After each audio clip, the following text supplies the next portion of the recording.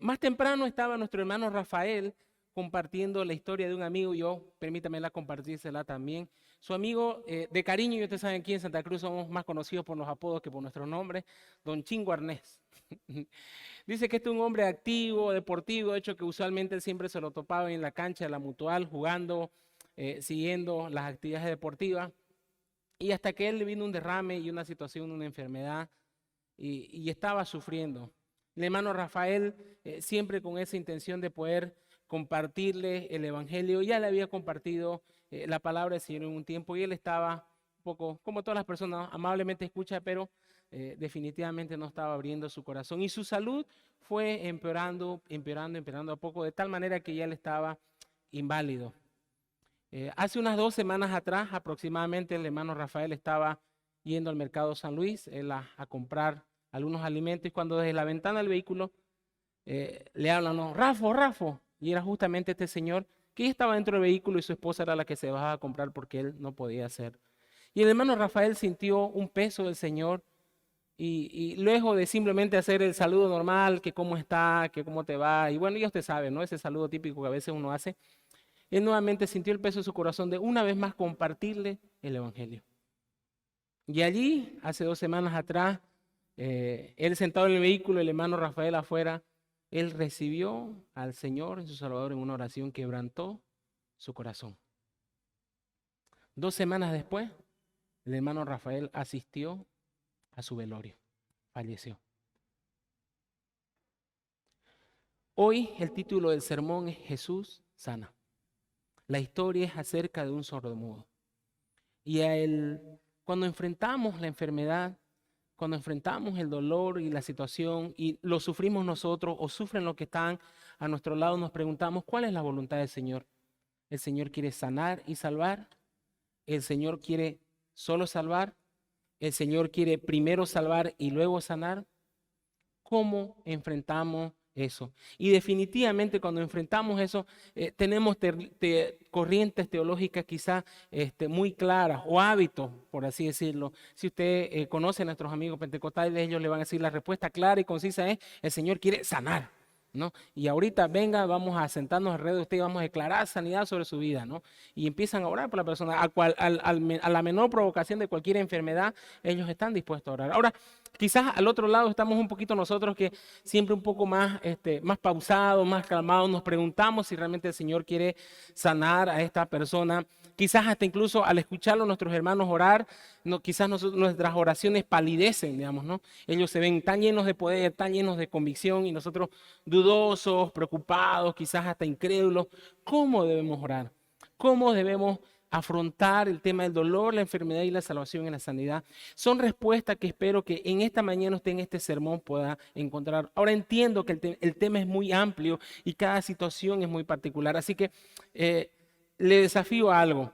Si usted tiene preguntas acerca de este tema o cree o tiene comentarios después, por favor, hágamelo llegar. Yo voy a tratar de responder 2 o 3 preguntas muy específicas, pero estoy seguro que quizás pueden surgir algunas más y podemos estar respondiéndolas esta semana en nuestro WhatsApp de la iglesia. Pero por el momento vamos a orar y espero que el Señor ponga una respuesta en su corazón y le dé una convicción con respecto a afrontar el dolor, la enfermedad de nuestros amigos y en nosotros mismos y podamos orar con una convicción bíblica con respecto a esto. Así que incline su rostro allí donde está y acompáñeme a orar. Querido Señor, gracias Señor por tu palabra, Señor. Gracias, Señor, porque espero, Señor, que sea un refrigerio para nuestros corazones, Señor. Espero, Señor, que realmente, Señor, los que están aquí reunidos expresando su voluntad y que han venido a escuchar tu palabra, Señor, puedan salir con una respuesta a su corazón, Señor. Hay muchos de nuestros hermanos que en este preciso momento no están aquí, Señor, porque están luchando contra el COVID, Señor, y estamos orando por ellos y nuestro corazón está con ellos, Señor. Amigos muy queridos, Señor, están luchando contra la enfermedad, confiando en ti, Señor. Oramos, intercedemos, Señor, para que tu voluntad sea cumplida en cada uno de ellos, Señor, y que puedas realmente mostrarte, Señor, como el Dios Salvador, Señor. Y también, Señor, demostrar tu poder sanador en la vida de cada uno de ellos, Señor. Te lo pedimos, Padre, en nombre de Cristo Jesús. Amén. Acompáñeme abriendo sus Biblias allí en Marcos capítulo 7, versículos 31 al 37. Y si usted recuerda, la última vez que abrimos nuestro libro de Marcos, estuvimos viendo la historia de la mujer siriofenicia. Esa mujer que tenía una hija que estaba endemoniada y que se acercó insistentemente con un corazón quebrantado y humillado y permaneció allí postrada y humillada delante del Señor hasta que el Señor le concedió. El Señor acerca de esta mujer dijo que tenía gran fe. Y los desafié y nos desafiamos a todos, a que cada vez que vamos a orar, oremos persistiendo en la presencia del Señor y que no nos levantemos hasta que el Señor nos dé una respuesta. Y yo entiendo que usualmente eso nos pasa cuando hablamos justamente de oraciones y sanidad. Decimos, o me faltó fe, me falta fe, ¿qué necesito para poder orar? Y justamente creo que la palabra del Señor nos quiere enseñar acerca de este tema, porque luego de este tema de la mujer sirofenicia, que lloró, se quebrantó, estuvo delante del Señor, se nos va a presentar la historia de este hombre que nos dice el texto, que es un sordo mudo. Y este quizás es lo opuesto a la mujer sirofenicia. Primero, él no va a hablar en todo el relato. No sabemos qué dice. Él no se expresa.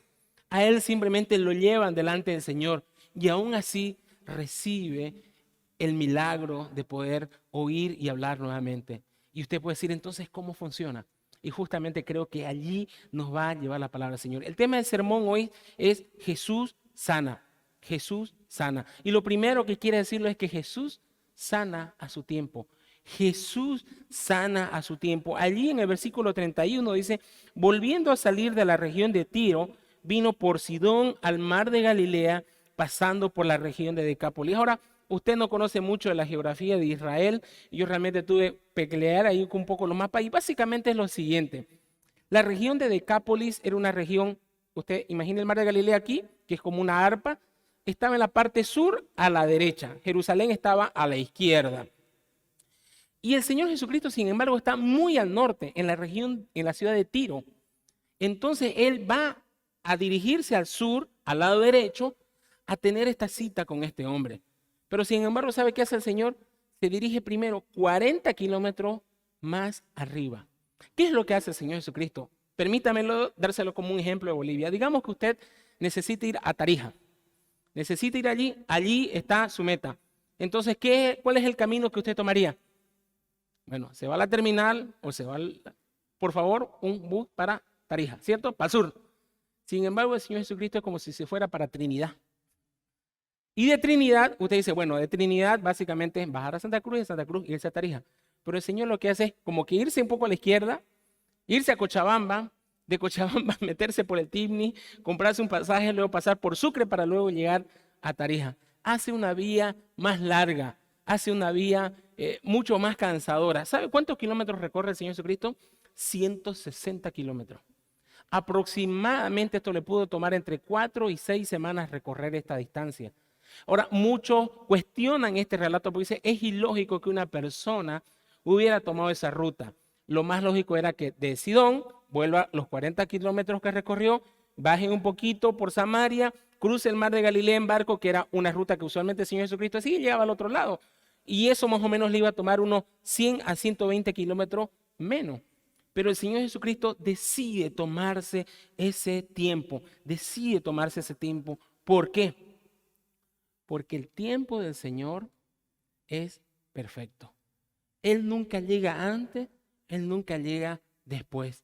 Él nunca tiene apuro, ni nunca está retrasado. Él cumple perfectamente el tiempo de Dios.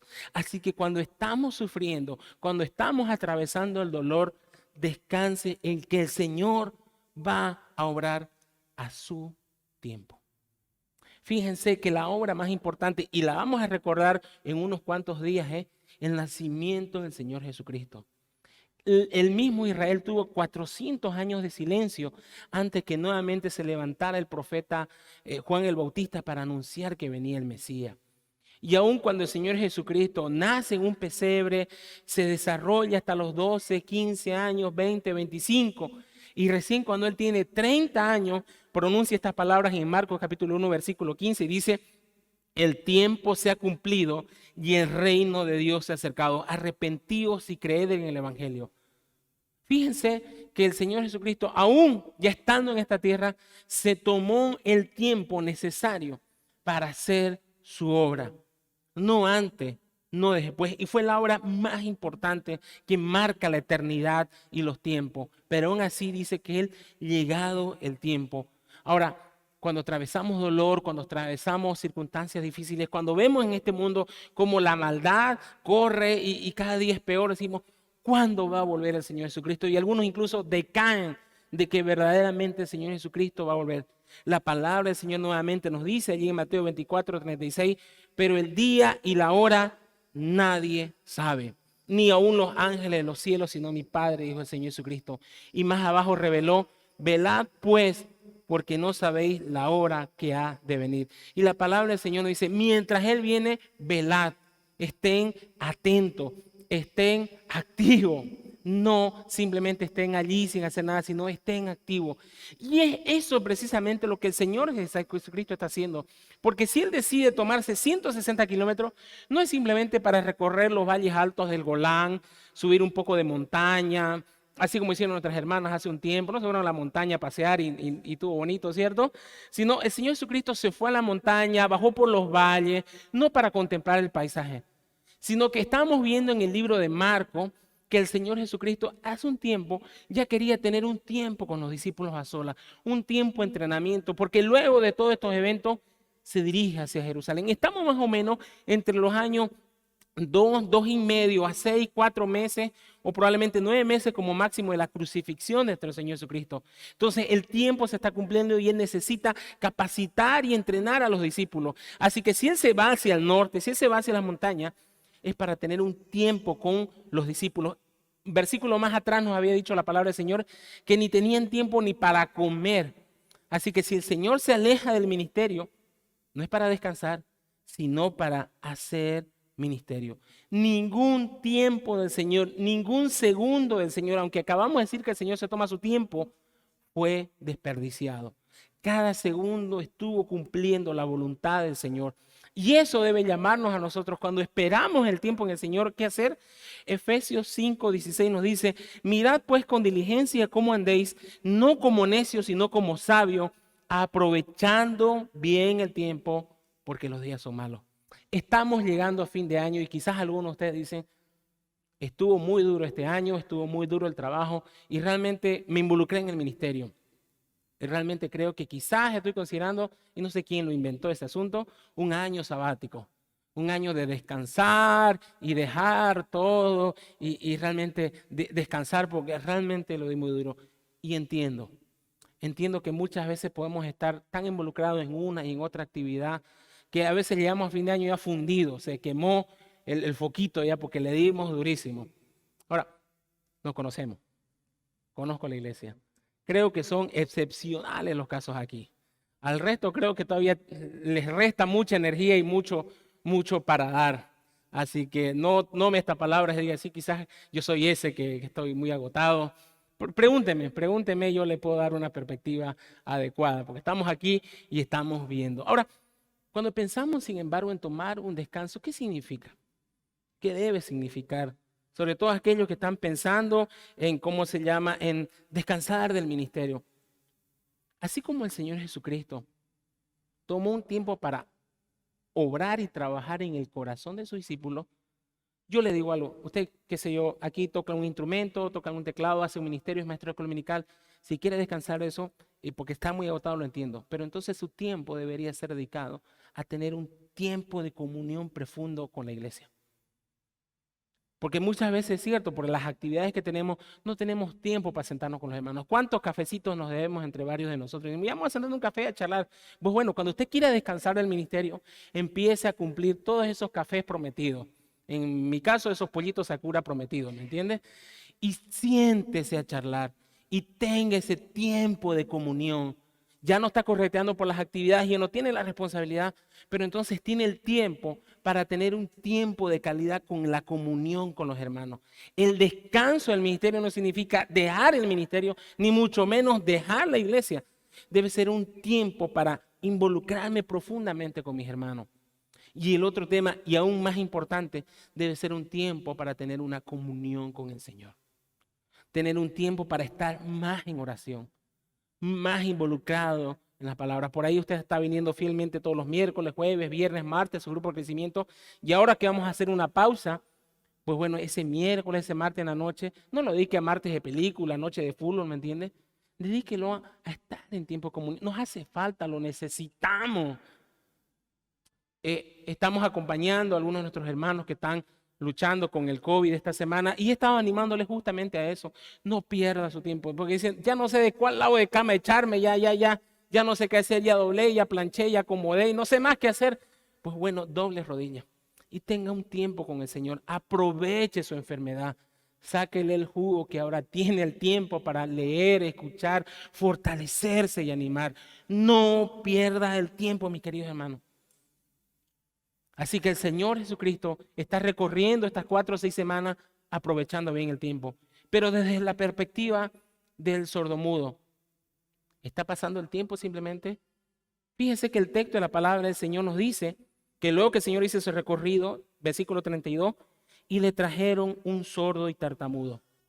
Ahora, fíjense que Él no llega, sino lo traen. ¿Quién lo trae? Probablemente un amigo o un familiar, no sabemos. ¿Por qué lo trae Jesús? ¿Qué conoce esta persona de Jesús? ¿Y por qué lo ha traído con tanta premura ni bien el Señor Jesucristo llegó a la zona?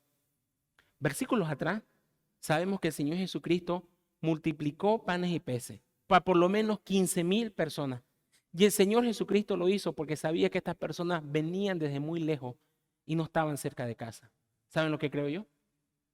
Que había un ciudadano, Decápolis eran 10 ciudades pequeñas, que había un ciudadano en estas 10 ciudades que estuvo allí.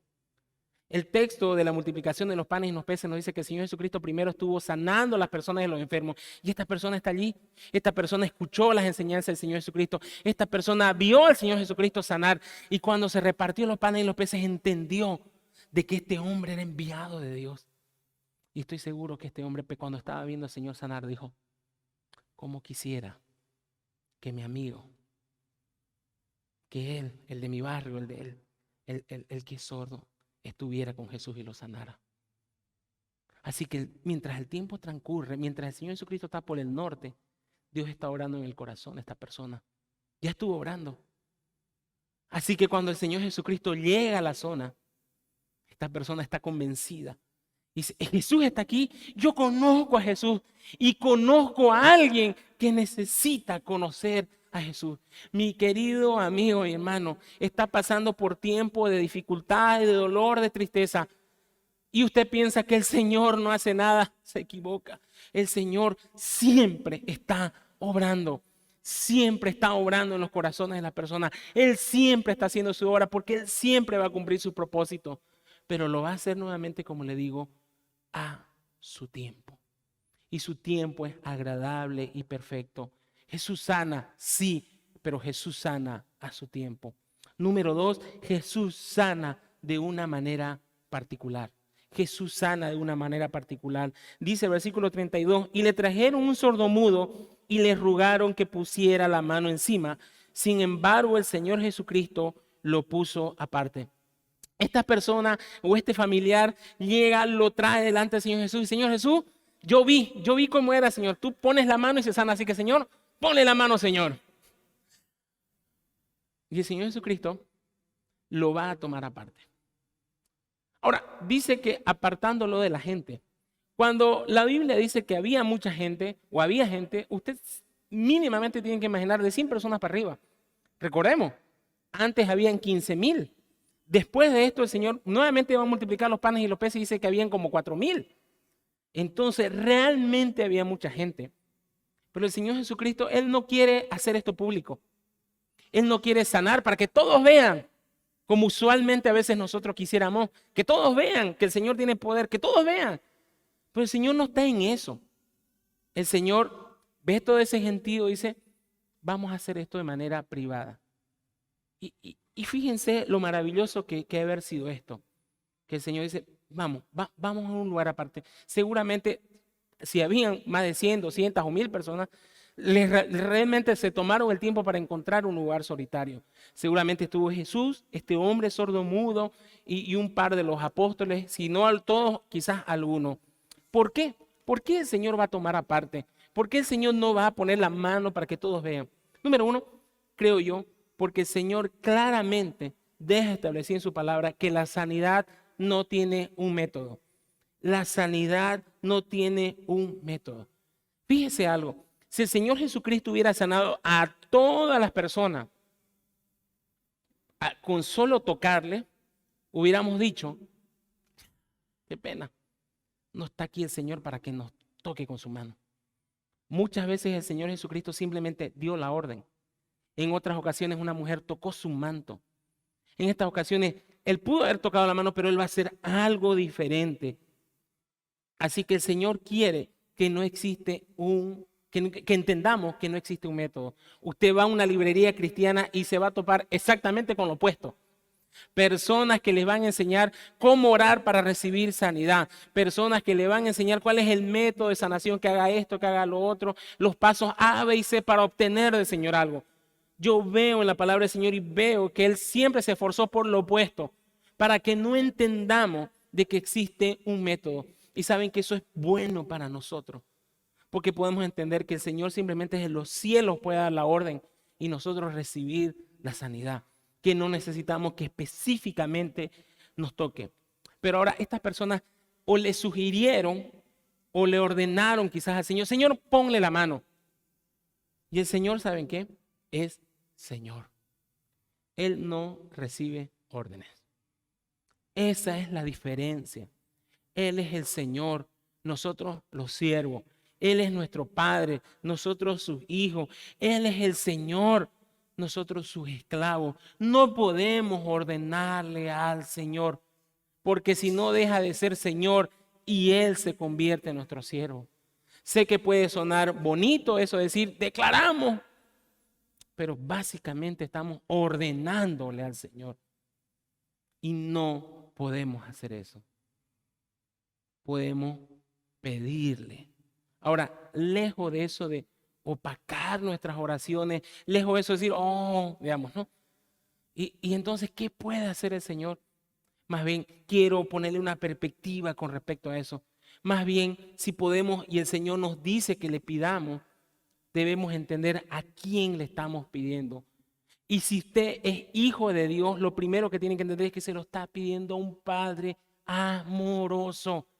Usted tiene que empezar a confiar en quién es Él. Y Él es un Padre amoroso que no escatimó ni a su propio Hijo para dar su vida en rescate de nosotros los pecadores. Dios es amor y la cruz del Calvario es la evidencia clara, no el sentimiento, la evidencia clara de cuánto nos ama. Y no solamente el Señor dio su vida por nosotros y murió por pecadores que no lo merecían, sino que nos llama ahora sus hijos. Dice la Biblia en Efesios capítulo 1 que somos adoptados por medio de Cristo Jesús y somos parte de la familia de Dios. Efesios también nos dice que somos parte del cuerpo de Cristo. Fíjense eso. Somos parte de su cuerpo, algo íntimo, profundo. No simplemente es que nos salvó, bueno, allá están los salvados y aquí está el Salvador, sino que el Señor Jesucristo nos llama y dice, son míos, son tan míos que lo estoy haciendo parte de mi cuerpo, son tan míos que estoy poniendo mi Espíritu Santo dentro de ustedes. Si usted ahonda más en Efesios, se va a enterar que además nos dice que nos ha dado toda bendición espiritual en los lugares celestiales en Cristo. Además nos dice que somos herederos junto con Cristo Jesús. O sea, de todo lo que es dueño Cristo, nosotros también somos dueños. Y además nos dice de que somos su herencia. Fíjense eso. El Señor nos llama y dice, tú eres mi especial tesoro. Eres valioso, eres parte de mi activo más valioso y precioso. A ese Dios es el que Él nos pide que le pidamos. ¿Cómo puedo orar entonces? Como un hijo que tenga un padre amoroso y que sabe qué es lo mejor para sí. En Marcos capítulo 7, versículo 7 al 11, lo dice muy claro y se lo voy a leer. Dice, pedid y se os dará, buscad y hallaréis, llamad y se os abrirá, porque todo aquel que pide recibe, y el que busca halla, y al que llama se le abrirá. ¿Qué hombre hay de vosotros que si su hijo le pide pan, le dará una piedra? O si le pide un pescado, le dará una serpiente. Pues si vosotros, siendo malos, sabéis dar buena dádiva a vuestros hijos, cuanto más vuestro Padre que está en los cielos dará cosas buenas a los que lo pidan. Con respecto a la sanidad, a la salvación y el dolor, la promesa del Señor es esta: les daré una respuesta amorosa, una respuesta misericordiosa. Ese es el Padre que tenemos. Él sabe lo que hace. Él conoce a profundidad. Pero sobre todo el Señor no simplemente quiere darnos sanidad de manera directa, sino quiere llevarnos primero un encuentro personal con Él. Ese fue el propósito por el cual el Señor Jesucristo lo toma a este hombre aparte. Ahora, vamos a dramatizar un poco la escena. Imagínense que este hombre sordomudo está haciendo algo. Difícilmente un hombre sordomudo puede desarrollarse económicamente. Difícilmente un hombre sordomudo puede desarrollar familia. Quizás este hombre estaba pidiendo limosna, estaba en un lugar allí, y si estaba pidiendo limosna, imagínense la condición de él. Y en determinado momento aparece este amigo, este familiar que le dice, y el otro, ¿puedo venir? Seguramente no tendría trabajo. Bueno, vamos, ¿no? Y lo empieza a llevar a su amigo, y se topa con que hay una multitud. Él no ha escuchado hablar de Jesús porque él no puede, ¿me entiende? Está en la multitud y cuando de pronto lo van llevando, lo van empujando y cuando ¡prum! Le dan un empujón y está delante del Señor Jesucristo. Y él no está entendiendo lo que está pasando. Así que el Señor Jesucristo se lo lleva aparte para tener un encuentro personal con él. Y va a hacer cosas que yo quiero que usted empiece a notar y a suceder. Ahora, si usted ha tenido un encuentro con personas que son sordomudas, lo primero que esa persona le hace conocer a usted es acerca de su discapacidad, ¿cierto? Usted empieza a charlar con una persona y dice, o le dicen, ¿cierto? Y estoy más que seguro que el Señor Jesucristo está con esta persona y lo primero que este sordo le ha dicho es, yo no escucho, yo no oigo, así que no le voy a entender lo que me está diciendo. Y el Señor, dice el texto de la palabra del Señor, que dice que lo primero que él hace es metió los dedos en las orejas de él. Seguramente este sordo le hizo, no escucho, y el Señor Jesucristo le mostró sus dedos, le puso y le hizo así. Y con una mirada de amor, estoy más que seguro que la mirada del Señor fue una mirada tierna. Y Él está diciendo, lo que va a suceder es que tus oídos van a ser destapados. Yo voy a abrir tus oídos. Y seguramente eso fue a lo que Él entendió. Que mis oídos van a ser abiertos, que van a ser destapados. Pero lo segundo ahora es muy más interesante. El Señor le dice que lo mire. El Señor lo está mirando, el Señor está mirando con su mirada tienda. Y luego el Señor escupe en su mano. Y empieza con su dedito a hacer así. Y ahora le dice,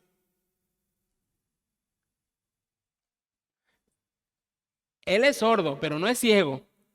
Acaba de ver que el Señor Jesucristo acaba de poner saliva en su mano, de que acaba de batir la saliva con su dedo y le está con el dedo ensalivado y así. Imagínense, corriendo la saliva, ¿cierto? Abrí tu boca y saca la lengua. ¿Me entiendes? Ahora, ¿por qué hace eso el Señor? Yo sé que muchas están haciendo aquí, ¿no? Porque este hombre no había escuchado a Jesús, pero él tiene que poner su confianza en él. Él tiene que poner su confianza en él. Y el Señor Jesucristo acaba de diseñar un método para que él pueda demostrar que él confía en Jesús. Y el método es el método de la saliva. ¿Confías en mí? ¿Crees en mí? ¿Estás dispuesto a esta pequeña incomodidad? Y este hombre, en el cual estoy seguro que Dios está obrando en su corazón, abre la boca y saca la lengua. Y deja que el Señor toque su saliva. Pero el Señor hace algo más y empieza a levantar los ojos al cielo y empieza a orar al Señor. Así como cuando tomó los panes y los peces y levantó la mirada al cielo y empezó a orar, este hombre está levantando, Jesús está mirando la mirada al cielo y este hombre estoy seguro que también empezó a mirar al cielo. Y el Señor le está comunicando algo. El poder viene de arriba. El poder de Dios desciende del cielo. No me mires a mí, empecemos a mirar al cielo, que de allá viene el poder. Mis queridos amigos, siempre que usted haga una buena obra, hoy que se viene diciembre y nos ponemos generosos y ayudamos y colaboramos, cuando lo haga, por favor, señale el cielo. Señale la gloria. Dijo el Señor Jesucristo en Juan 17:4, dijo: yo te he glorificado en la tierra y he llevado a cabo la obra que me encomendaste. ¿Qué es lo primero que dice el Señor?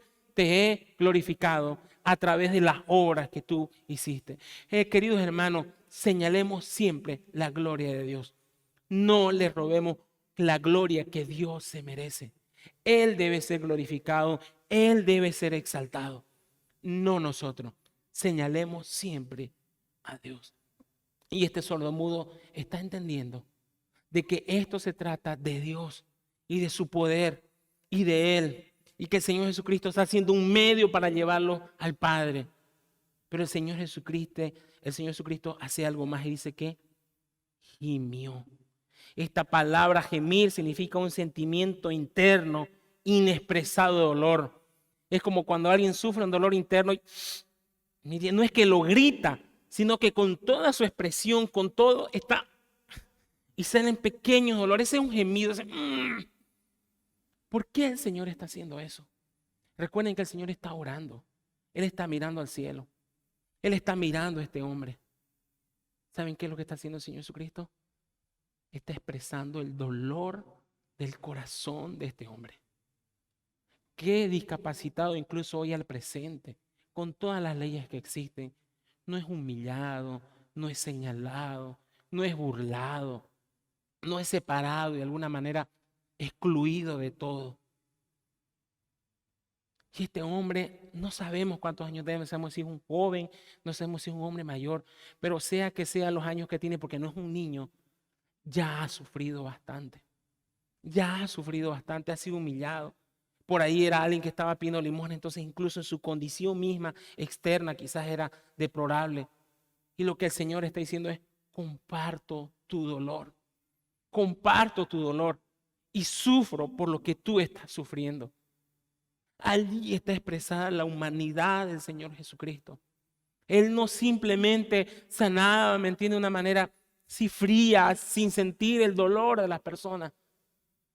Cuando el Señor Jesucristo se le informa de que su amigo Lázaro está enfermo y él dice: esa enfermedad es para la gloria de Dios, y se retrasa nuevamente al llegar a Lázaro. Y cuando llega a donde estaba Marta, María se encuentra con un cuadro duro, difícil. Marta está llorando, María está llorando, los familiares están llorando.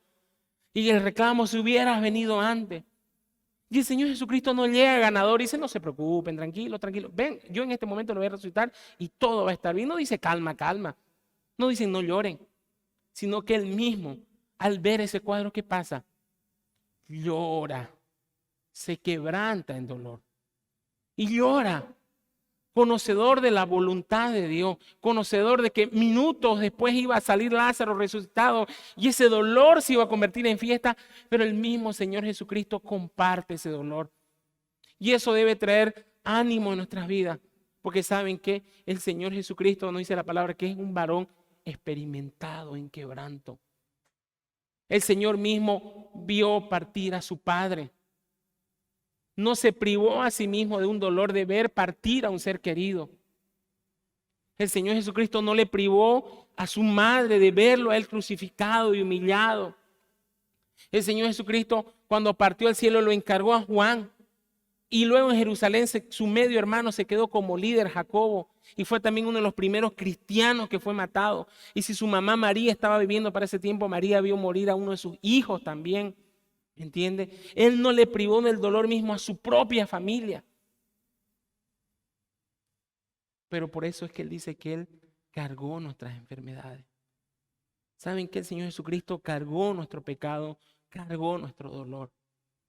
Déjeme decirle algo, yo no sé cuál es la situación que usted esté atravesando. Si está en una cama, si está sufriendo, si está llorando, si se está preguntando si va a salir de esta. Pero déjeme decirle algo, el Señor está a su lado. Nunca usted está solo atravesando el dolor. El Señor llora a su lado de usted. Él comparte su dolor. Él se duele de lo que está pasando. Nunca está solo. Y en ese momento lo está expresando al lado de este hombre que estaba triste y humillado y que está a punto de recibir un milagro. Por eso el gemido del Señor Jesucristo. Ahora usted puede decir, pero ¿por qué? ¿Por qué el Señor permite que pasemos por dolor? ¿Por qué el Señor permite que pasemos por tristeza? Dije que este era un tema amplio y simplemente permitan una línea de las muchas que podemos tomar. Primero, Dios llama a sus hijos a sufrir. Dios llama a sus hijos a sufrir. En Romanos capítulo 8, versículo 17 dice, y si hijos, o sea, los hijos del Señor, también herederos, recordándonos la promesa, herederos de Dios y coherederos con Cristo. Hasta ahí, bonito. Y dice, si es que padecemos juntamente con Él, para que juntamente con Él seamos glorificados. La palabra del Señor hace una promesa a sus hijos y es esta: van a padecer juntamente con Cristo. No solamente por Cristo, sino juntamente con Cristo. Porque recuerde, usted está íntimamente ligado al Señor Jesucristo. ¿Por qué? Porque usted es parte de su cuerpo. Usted es parte de Él y Él parte suyo. Entonces, cuando usted sufre, sufre Cristo. Cuando usted llora, es como si llorase Cristo. Y Cristo nos invita a sufrir y a padecer con Él. Un poquito más abajo, en Romanos 8, 22 y 23 dice, porque sabemos que toda la creación gime a una y aún está con dolores de parto hasta ahora. Y no solamente ella. Fíjense que el dolor de parto es uno de los dolores más fuertes que experimenta un ser humano. Y no solamente la creación, sino que también nosotros mismos, que tenemos la primicia del Espíritu, o sea, nosotros, que el Espíritu Santo mora dentro de nosotros, nosotros también gemimos dentro de nosotros mismos, esperando la adopción, la redención de nuestro cuerpo. La palabra del Señor dice que los hijos del Señor gimen, sufren, esperando que un día el Señor venga y de una vez nos rescate. Aquí tenemos un cartel muy bonito que dice ser como Cristo. Cristo fue un varón experimentado en dolor, en quebranto. A sus discípulos Él le dijo, en el mundo la pasará muy bien. No fue esa la promesa. Le dijo, en el mundo tendréis aflicción. Ese no es un mensaje muy popular. No hay una invitación que diga, sigue a Cristo, te invita a sufrir por Él. No es muy popular, pero es bíblico. Es lo que dice la palabra del Señor. Sus hijos pasaremos por aflicción. ¿Por qué? Le doy otra pequeña línea. Porque definitivamente la escuela del dolor es una materia obligatoria del Señor. Y el dolor es lo que mejor transforma nuestro corazón.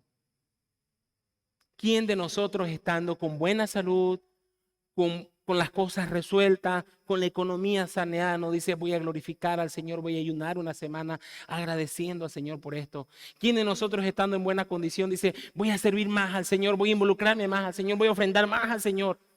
No es lo opuesto lo que hacemos. Mientras mejor estamos, más nos distanciamos del Señor. Y cuando el dolor llega a nuestra puerta, no es que vamos y buscamos inmediatamente al Señor. Y el Señor nos hace atravesar por dolores y situaciones que realmente humillan nuestro orgullo y nuestra autosuficiencia. ¿Por qué? Porque nosotros todo el tiempo le comunicamos al Señor, Señor, no te necesito. Por eso es que nos levantamos y arrancamos en el día, le metemos 1, 2, 3, 4 días sin abrir nuestro corazón delante del Señor. Ni mucho menos abrir nuestra Biblia, ni mucho menos doblar rodillas ante Él. Mínimamente y brevemente, Señor, gracias por el almuerzo y ya está. ¿No es el dolor lo que nos lleva al Señor? ¿No es el dolor lo que ha transformado más nuestro corazón? Es parte del propósito del Señor. Él, yo estoy seguro que no quisiera que atravesemos por ese dolor, pero así ha sido. Y este hombre que nació sordomudo, ha pasado por mucho dolor y por mucha tristeza, por mucha humillación, pero bendito su dolor que ahora lo llevó a estar delante de Cristo Jesús. Y lo está llevando Jesús delante del Padre. Y el Señor Jesucristo, después de haber puesto sus dedos en los oídos, después de haber puesto la saliva en la punta de su lengua, después de mirado al cielo, gritó y gimió y dijo, Efata, ¿qué quiere decir? Ábrete. Y en esos momentos empezó a captar Escuche ese grillo, escúchese. Empezó a escuchar lo que usted está escuchando. Los grillos, los gallos. Se le empezó a abrir el mundo. Empezó a oír y empezó a hablar. Este hombre había sido sordo de nacimiento. Por la palabra dice tartamudo, la original, pero significa una voz ronca, una voz con sonidos graves. ¿Qué significaba esto? Que este hombre no era que decía mal las palabras, decía sonido, que es lo que usualmente le pasa a una persona que es sorda de nacimiento. Como nunca ha escuchado sonidos, no puede reproducirlo. Entonces simplemente con su boca daba sonido, pero en este momento comenzó, y dice el texto, a hablar bien. No necesitó 5 meses de fonoaudiólogo. No es como nosotros que comenzamos y a los 5 años ya como destrabamos toda la lengua, ¿me entiende? No, este hombre maravillosamente comienza a hablar y a escuchar. Y esto es lo maravilloso. Lo primero que él escucha es las palabras de Jesús. Las primeras palabras que él habla, ¿a quién se las dedica? A Jesús. Qué maravilloso que ni bien sus oídos fueron abiertos, las palabras del Señor fueron las que escuchó. Qué maravilloso que sus primeras palabras dirigidas se las pudo decir al Señor, seguramente de agradecimiento, de gloria a Dios, de amor. Gracias, gracias, gracias. Gracias, puedo hablar, puedo escuchar. ¡Qué emoción! ¡Qué emoción! Ahora, usted quizás puede decir, ¿y por qué no escuchó mi oración? ¿Por qué no pude ver la mano del Señor como este hombre experimentó? ¿Por qué si oré y clamé, por qué no me escuchó? ¿Me faltó fe? ¿Había pecado en mi vida? Hay muchas personas que han atravesado, han orado y no experimentan lo que este hombre experimentó. La palabra del Señor nos llama a pedir y confiar en su voluntad. Pero sin embargo, muchos de nosotros tendremos que experimentar la pérdida de un ser querido, una enfermedad que no se va a alejar de nuestra vida y finalmente una enfermedad que nos va a alejar de todos nosotros y nos va a llevar a la presencia del Señor. Le dije que este tema era muy amplio y que pueden haber muchas dudas al pregunto, pero al tema, pero déjeme decir algo. Imagínese lo siguiente. Imagínese que todos los hijos de Dios, al momento de orar, nos sanáramos. Señor, ay, esta vesícula llena de piedras, Señor, por favor, y ¡pum!, las piedras que se aparezcan. Empezamos con un dolor de muelas, así, chiaza la muela, Señor, mi muela, perdón, y ¡pum!, una muela nueva. Porque ninguno de nosotros, honestamente hablando, somos más que otro. Delante del Señor todos somos iguales. Tenemos roles diferentes nada más. Pero ninguno es más santo que otro, porque nuestra santidad está puesta en Cristo. Ninguno es más justo que otro, porque nuestra justicia es Cristo Jesús. Así que no hay rango delante del Señor. Así que imagínense que el Señor pusiera esa regla. Cada vez que mis hijos oren por sanidad, yo los sano. ¿Saben qué sucedería? Primero, que los hospitales estarían vacíos y las iglesias llenas. Y lo segundo que pasaría es que la gente buscaría un sanador y no un salvador.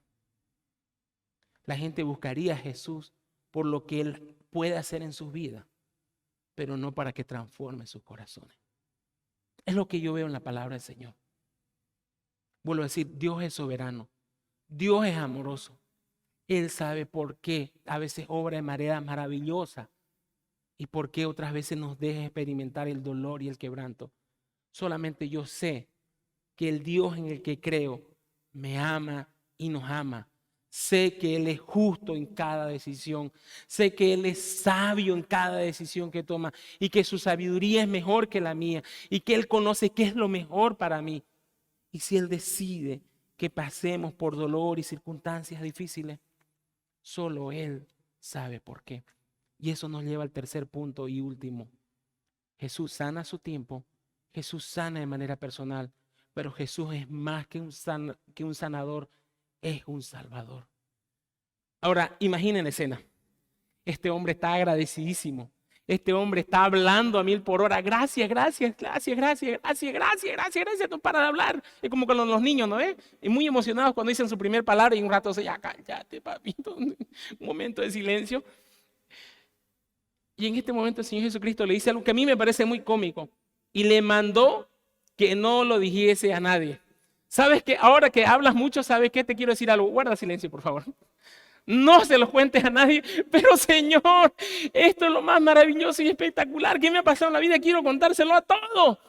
No, no se lo cuentes a nadie. Ahora que puedes hablar, calla. ¿Por qué? Porque este hombre no tenía la revelación completa de quién era Jesús. Dice que la fe viene por el oír, y el oír la palabra de Dios. Este hombre ha experimentado el poder de Dios, pero aún no ha escuchado las buenas nuevas. Por lo menos él tenía que sentarse 1 o 2 horas con los apóstoles y que él les revele quién era el Señor, qué es lo que la palabra del Señor había dicho, qué era lo que se había hablado acerca de él, cuál era la promesa de Dios que se había cumplido y cuál era el propósito del Señor Jesucristo. Es por eso que muchas veces el Señor Jesucristo, cuando hizo milagros maravillosos, dio la orden: por favor, guarden silencio. Porque el mensaje correcto es este: el Señor es Salvador, no solamente sanador. El mensaje correcto es: Jesús salva. Y si desea en su voluntad, también sana, pero no necesariamente siempre. Por eso en Juan 3:17 dice: porque Dios no envió a su Hijo al mundo para condenar al mundo, sino que para que el mundo sea salvo por él. Y la salvación es mejor que la sanidad, es mucho mejor. ¿Por qué? Volvamos al tema de la vesícula. Llena de piedra, mi vesícula. Señor, me sana, bien, sana mi vesícula. Pero después, mi apéndice. Pasan los años, los dedos amanecen duros y con unas bolitas aquí, la artrosis. Pasan los años, la cadera. Mentira, usted sabe, cuando se levanta, a veces se levanta con un nuevo dolor, ¿cierto? ¿Por qué? Porque el dolor y la enfermedad es inevitable. Es inevitable, la paga del pecado es muerte. Y cada uno de nosotros tiene una cita con la muerte, pero antes una ficha con el dolor y la enfermedad. Se ven guapos, se ven sanos, sobre todo los que están en la fila de allá atrás, guapísimos, todos jovencitos. Les viene el dolor y la enfermedad. ¿Les va a llegar? Al igual que nosotros. Pero es mejor el Salvador que la sanidad. ¿Por qué? Porque si Él nos salva, si Él nos lleva a su presencia y disfrutaremos de su presencia con Él, uno de los subbeneficios, no el principal, es este. Apocalipsis 21, 4 y 5. Cuando estemos en la presencia del Señor, en el cielo nuevo, en la tierra nueva, dice que Dios enjugará las lágrimas de ellos y ya no habrá muerte, ni más llanto, ni lamento, ni dolor, porque las primeras cosas han dejado de existir. El que estaba sentado en el trono dijo: mira, yo hago nuevas todas las cosas. Ya en la presencia del Señor no hay dolor, no hay enfermedad, no hay muerte, no hay lágrimas, solo el Salvador. Gloria a Dios, porque su obra es completa y perfecta. Y porque a veces lo que nosotros deseamos simplemente es algo temporal y efímero. Porque muy pronto nuevamente enfermaremos. Y finalmente llegaremos a la presencia del Señor. Pero en la presencia del Señor, nuevo cuerpo, nuevamente y nuevo corazón. Para terminar, sé que aquí en este lugar pueden haber personas que son sordas. ¿Sí? Las hay. Personas que muchas veces se les dice y se les llama la atención a venir al Señor y no deciden obedecer. Llegan a lo mucho hasta aquí, pero de lunes a sábado, digamos, viven alejados de la palabra del Señor. La palabra del Señor no entra por sus oídos, no escuchan la palabra del Señor. Sus padres, sus amigos, el esposo, la esposa le habla, pero él no escucha. Él simplemente cumple con venir religiosamente. Muchas veces el Señor Jesucristo dijo: el que tiene oídos para oír, oiga. Es porque hay personas que tienen oídos sanos, pero en realidad están cerrados a la palabra del Señor. Hay personas aquí que hablan y muchísimo o poco, pero muy pocas veces hablan las verdades del Señor. Muy pocas veces están dispuestos a ir a contar a otros lo maravilloso que es tener al Salvador. Hablamos de política, hablamos de fútbol, hablamos de muchas cosas, pero no hablamos del Salvador. Bueno, tomar la historia que les conté al inicio. ¿Qué tal si nuestro hermano Rafael hubiera empezado con la típica charla? Oye, ¿y qué tal el clima? ¿Y qué piensa? ¿Blooming va a descender? ¿No va a descender? qué piensa de fin de año, los movimientos sociales que harán, ¿me entiende? Ese tipo de cosas. Si se hubiera ido por las banalidades que usualmente hablamos y las cosas vacías que hablamos, ¿dónde estuviera la alma de este hombre?